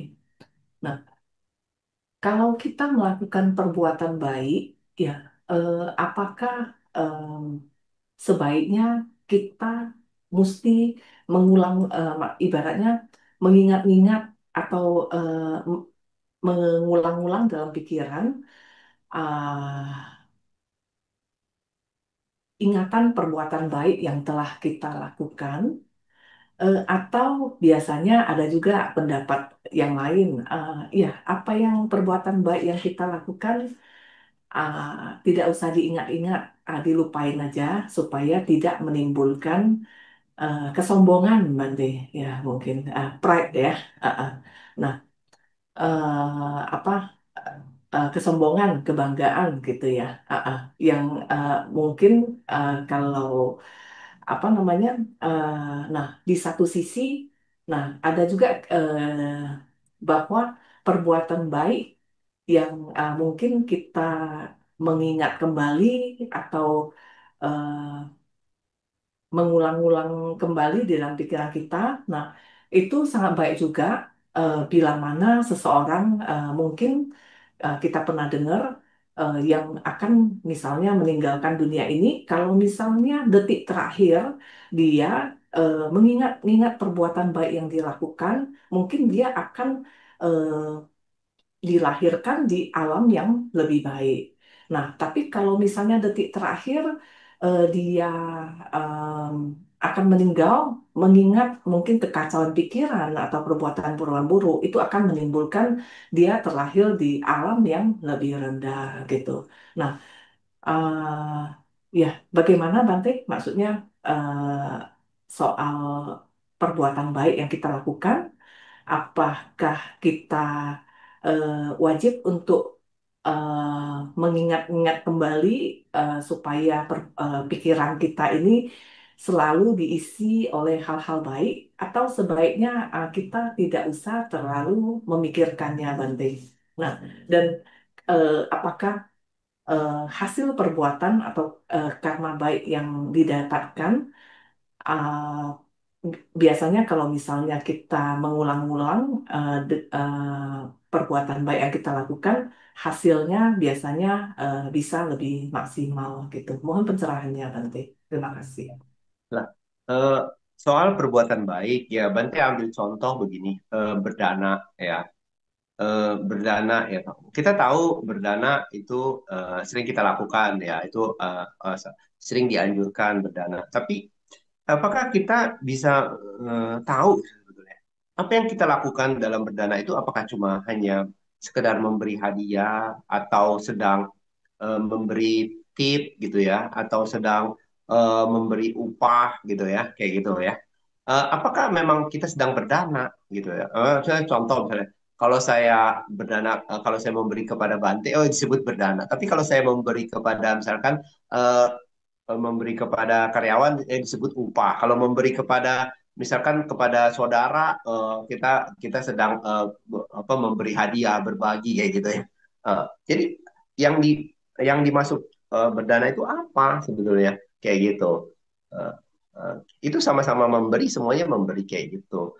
Apa bedanya? Sebetulnya bedanya seperti ini. Jadi tadi dikatakan pikiran adalah pelopor, pikiran adalah pembentuk, pikiran adalah pemimpin. Betul itu. Jadi kalau kualitas dari pikiran lah yang membedakan itu menjadi dana atau menjadi cuma hanya memberi hadiah gitu ya. Tapi kalau di batin kita, di pikiran itu, maksudnya ada kualitas dhamma, ya kan?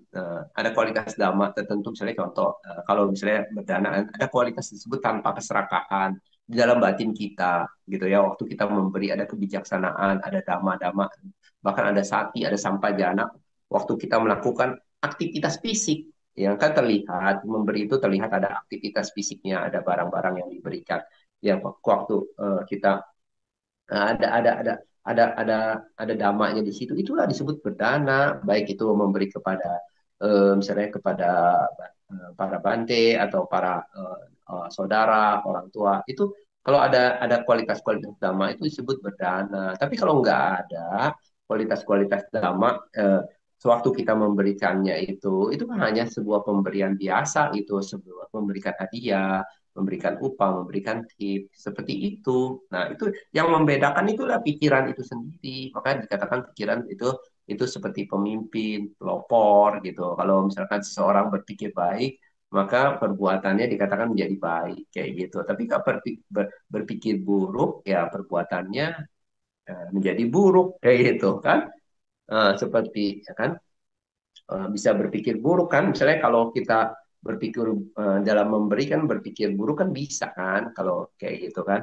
Eh, nah, eh, jadi itu tergantung kualitas pikiran. Makanya pikiran dikatakan pemimpin atau pelopor ya. Makanya kita sangat di dalam Buddhisme, di dalam ajaran Buddha, pikiran ini peranannya sangat penting. Jadi dhamma sebetulnya yang diajarkan oleh Buddha itu itu fungsinya nanti akan memperbaiki kualitas pikiran kita atau kualitas kualitas batin kita gitu. Jadi jadi pikiran yang dimunculkan itu ada damaknya gitu, ada misalnya ada sati sampai janaknya, sehingga pikiran itu menjadi disebut pikiran baik gitu, bukan menjadi kusala gitu. Tapi kalau misalnya pikiran itu bersama kualitas-kualitas yang tidak baik bersama kilesa itu menjadi aku salah, ya. Tidak terlihat secara aktivitas fisiknya kayak gitu. Mm-mm. Tidak terlihat secara aktivitas fisiknya, tapi terlihat di dalam batinnya. Jadi makanya orang yang itu tahu sedang berbuat baik atau sedang berbuat buruk itu ya orang itu sendiri. Jadi makanya kita harus bisa membedakan dalam batin kita sedang melakukan perbuatan buruk atau perbuatan baik nih. Ya kalau kita ada nggak bisa membedakan itu ya nggak bisa. Jadi kita sendiri kita tidak tahu, kita pikir sedang berbuat baik, ternyata sedang berbuat buruk karena nggak karena eh, ya kita nggak tahu ya kita sedang berbuat baik atau buruk, kita juga nggak tahu gitu ya. Tapi nanti sebetulnya semakin kita memahami ajaran Buddha Dhamma ya kita tahu kita tahu tentang batin kita ya, tentang batin yang namanya hidup itu sebetulnya yang hidup kan batin ya kan. Kalau fisik kita namanya tubuh kita itu maksudnya ya ya maksudnya ya ya bagian-bagian dari maksudnya kehidupan kita, tapi kehidupan inti dari kehidupan adalah ada batin kita sendiri. Makanya kalau kita meninggal disebut mati, yang dikubur kan fisiknya, bukan batinnya. Batin nanti lahir kembali kayak gitu. Ya, jadi kehidupan yang disebut kehidupan batin. Dhamma itu ajaran Buddha sebetulnya berperan di dalam batin kita, memperbaiki batin kita, mengembangkan batin kita kayak gitu. Nah, fisik ya lambat laun ya seiring waktu berjalan kita semakin tua. Nah, semakin tua ya penderitaan-penderitaan fisik itu menjadi jelas dalam kehidupan kita kayak gitu. Sedangkan batin itu bisa berkembang kalau ada damanya gitu ya. Kalau nggak ada damanya ya batin kita nggak akan berkembang. Nanti kalau batin kita nggak berkembang ya maksudnya eh, ya nanti kualitas batin kita menurun. Nanti sebagai hasilnya kelahiran kembali kita ya menjadi sesuai dengan kualitas batin kita gitu. Kita nggak usah maksudnya berpikir terlalu jauh nanti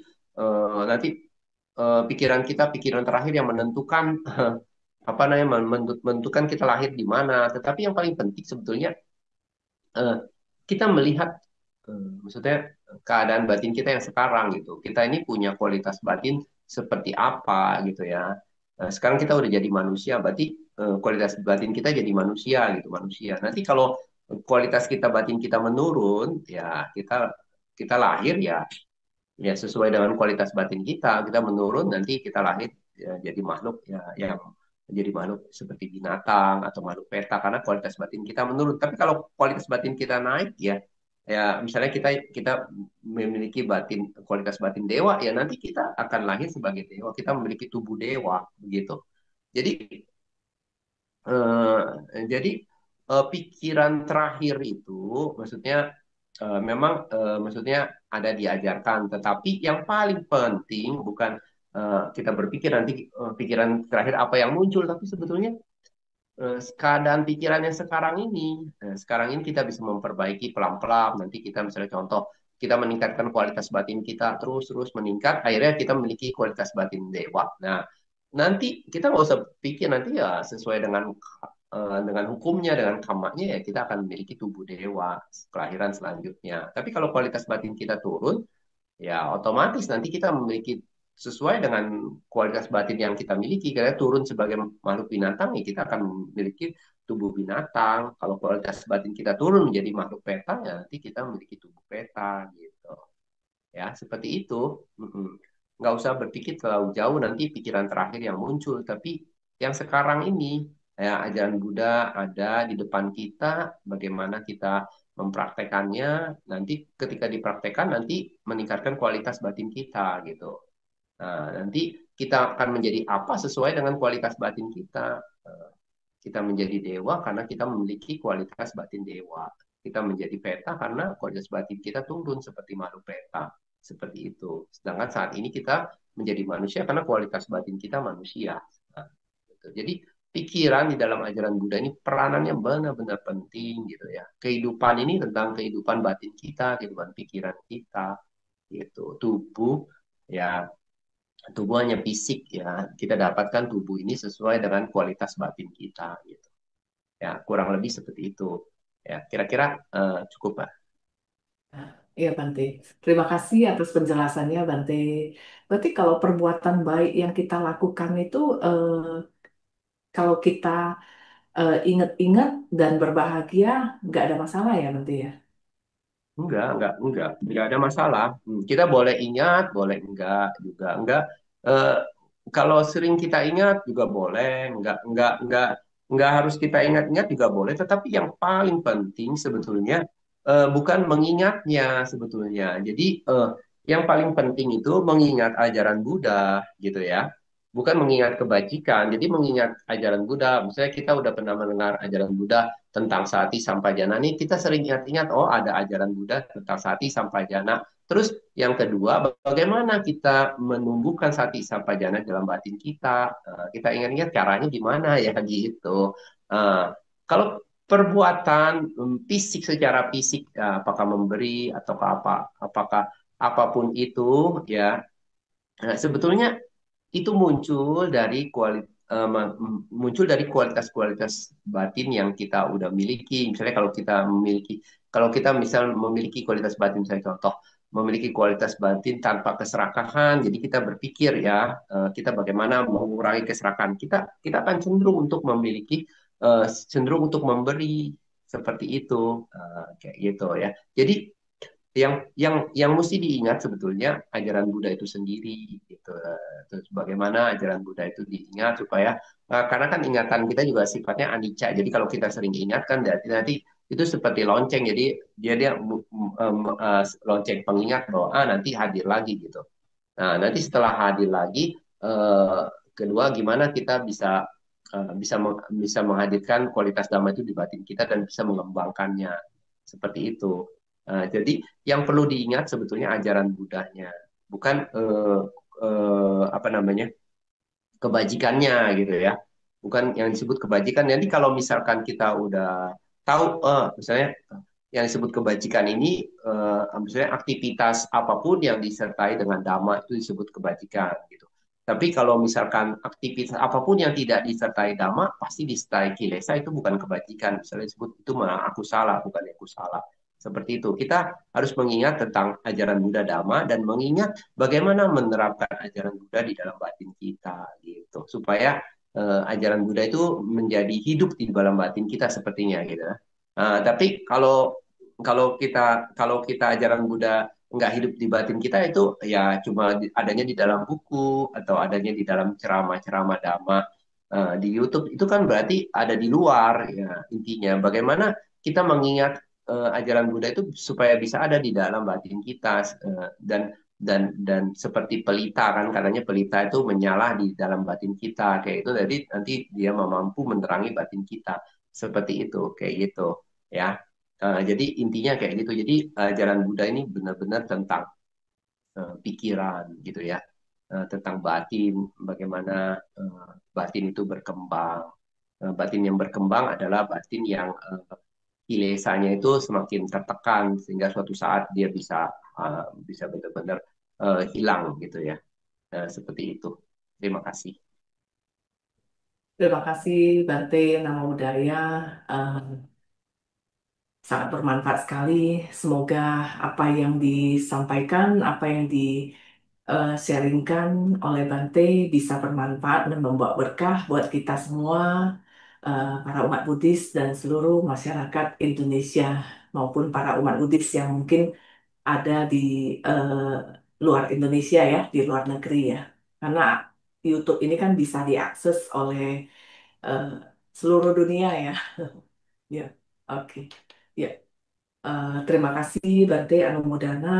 Eh, kita dokumentasikan satu ya.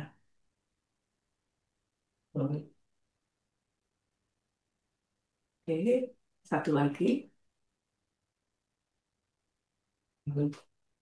Oke, ya. Hmm, Terima kasih Bante. Eh, Hari ini sudah berbagi pengetahuan Dhamma yang sangat berharga buat kita semua. Ya, semoga Bante sehat dan berbahagia selalu dalam aktivitas-aktivitas Dhamma yang sangat bermanfaat.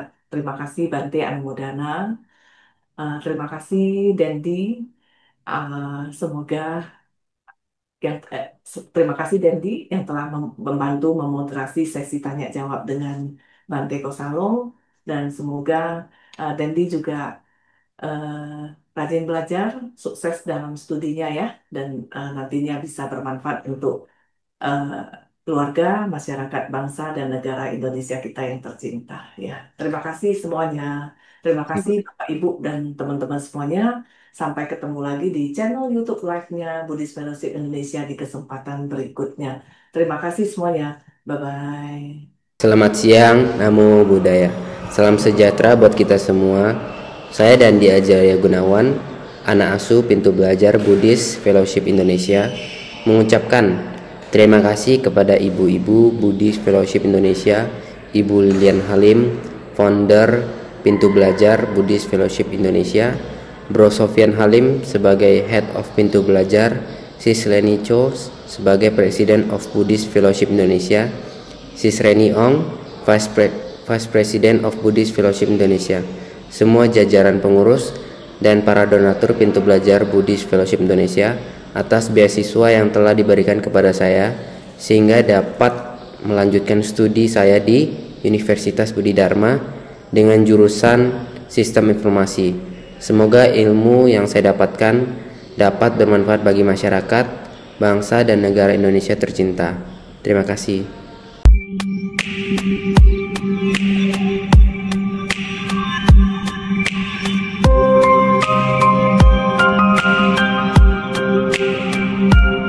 Nama saya Verlia, saya mempunyai 9 saudara. Saya dari 9 saudara itu saya yang terakhir, hanya cuma saya saja yang sekolah. Di rumah saya punya satu kakak perempuan yang kerja menjaga toko sepatu, dan juga ada papa sama mama. Mama kerja di sawah, papa pergi masak ke tempat orang lain. Mama ke sawah dari jam 6 sampai jam 9 lewat begitu. Di sana buat nanam padi. Itu yang kedua kalinya dari jam 2 lewat sampai jam 5. Mama pergi ke sana buat lihat airnya udah masuk ke sawah atau belum. Juga biasa mama di sana nanam padi juga, cabut rumput yang di sawah. Papa sih biasa sering memasak resepsi pernikahan dan juga biasa resepsi ulang tahun Pekong. Kalau 1 minggu itu biasanya ada yang nyuruh, itu dia baru ikut. Kalau lagi nggak masak, bantuin mama di sawah. Kalau umur mama udah 60 tahun, umur papa itu udah 55. Kakak biasanya kalau punya uang lebih dia ada bantu, kalau tidak. Saya biasa di rumah bantuin mama masak dan beres-beres rumah saja. Di hari Minggu saya juga ada mengikuti kegiatan Damayobana yang diselenggarakan dari Viara. Saya di Damayobana belajar mengetik, kerajinan tangan, storytelling, bernyanyi, dan parita. Saya punya cita-cita menjadi seorang koki. Mungkin saya bisa usaha sendiri. Kalau ada modal saya bikin masak di warung dulu. Kalau ada modal lebih baru ke restorannya. Fokus ke pekerjaan biar bisa bahagiain mama sama papa. Saya berterima kasih banyak kepada Pintu Belajar sudah membiayai dari sekolah saya bisa sampai di SD, mungkin bisa tamat SMK.